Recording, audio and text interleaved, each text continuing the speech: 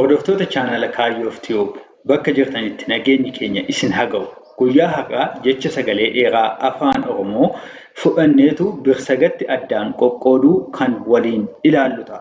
Fakkeenyaaf bakka kanatti ishee kana maal jettanii dubbistuu? Kiiloo jennee dubbisnaa jechuudha. Kiiloo kan jettu kuni eenyutu walitti dhufee kiiloo kan jedhu kana nuu kenne? Kiiloo gaafannu kii fi loo sagalee jettuudha kan nuyi dhageenyu jechuudha. Isaan kanatti adda qoonnaa jechuudha.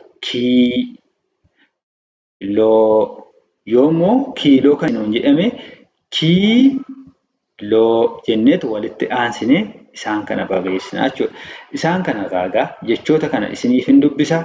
Sana booddee immoo gara isaanitti qoodamanis asumaan kan waliin ilaallu ta'a jechuudha. Namoonni chaanaala kanaaf haaraa taatan sabiskiraayib taasisuun maatii ta'a. Namoota viidiyoon kun ni fayyada jettanii yaaddaniifis sheer taasisaa isiniin jenna. Akkasuma namoonni gama onlaayiniitiin nu biraatii barachuu barbaadan lakkoofsa armaan gadiitiin nu bilbiluu dandeessu. Haala gaariitiin isin ni barsiisnaa.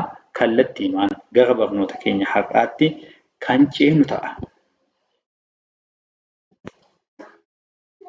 Asitti egaa kiiloo kan jennu birsagni isheen of keessaatii qabdu yookiin sagaleen of keessaa qabu kiiloo.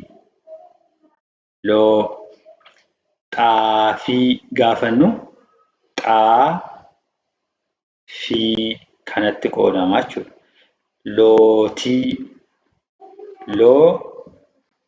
Lootii maatii maatii. Daarii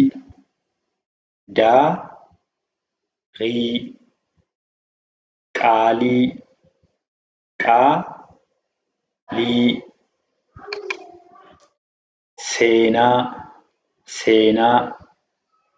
seenaa jara kanatti diigamte jechuudha. Bakka lamaan kanatti qoodaanii deemna jechuudha. Foolii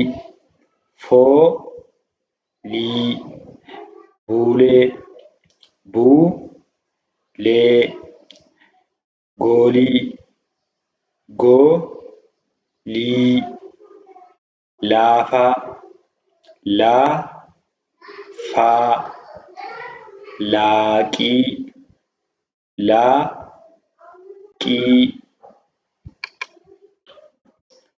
sooruu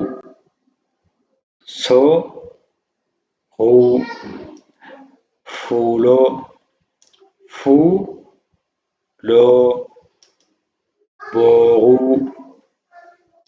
booruu raaree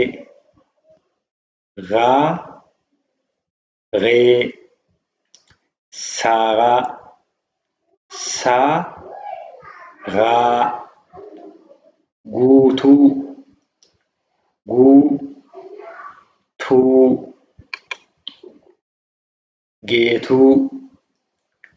geetuu beekaa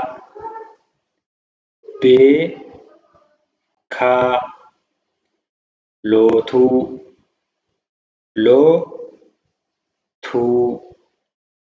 deemuu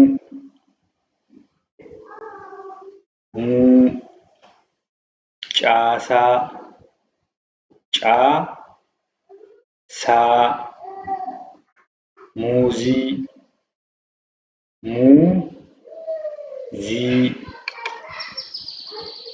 baacaa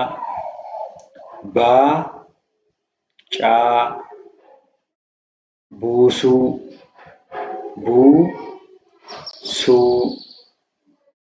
saamuu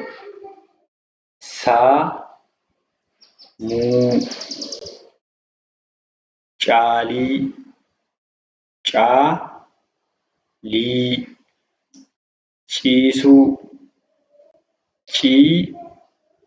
ciisuu deebii barnoonni keenya har'aa jecha sagalee dheeraa afaan Oromoo birsagatti addaan qooduu kan armaan olii ture. Kana jechuun jecha sana erga fudhannee booda jechicha sana dubbisaa jirra. Jechicha sana garuu eenyutu walitti ijaarame jecha sana nuu kenne jenneetu addaan diignee ilaalaa turre jechuudha.